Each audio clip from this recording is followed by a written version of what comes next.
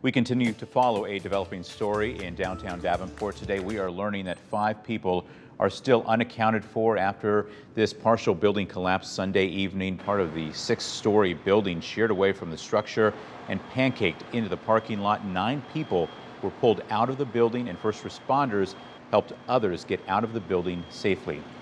Now we continue with live team coverage at 6. News 8's Josh Lamberty is on the scene with more on the city's response to this disaster. We'll get to him in just a moment, but we begin with Joe McCoy, who spoke with family members of 2 of the missing residents of that building. Good evening, Joe.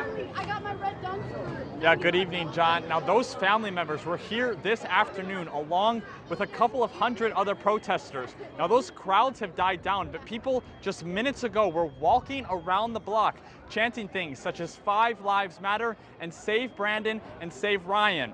Now, they're doing this because just 24 hours after the building collapsed on Monday, an extensive search was complete and everyone was told by city leaders that no one else remained in the building. Of course, we now know that not to be the case after Lisa Brooks emerged from her 4th floor window last night. Now, we spoke with those 2 out of those 5 families that Davenport city officials are now saying are unaccounted for. Find them first! Find them first! Family members of those unaccounted for, frustrated with the investigation as they process the grief of potentially losing a loved one. My nephew is in there. Ryan Hitchcock is in there. Johnny Woods is the aunt of Brandon Colvin. One of the 5 individuals we learned today is unaccounted for.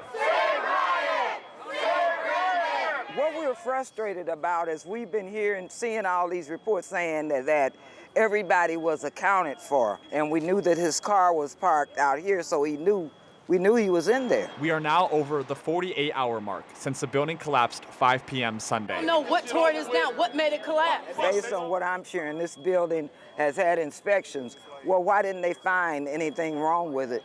It failed. It had to be something wrong with it. Ryan Hitchcock's family also wanting answers, but is asking protesters to let the city continue their process. The city does have a plan, and pushing any delays is one more day that he's under there. Sweep again! Sweep again! We do not want a full-on demolition or a full-on delay for that building to even collapse more and put more rubble on top of them, which then would make things longer and more unlikely that there's any survivors underneath of there. Hitchcock's mom feeling helpless. As far as I know, he's still under there somewhere in the rubble, but I don't know, because they're not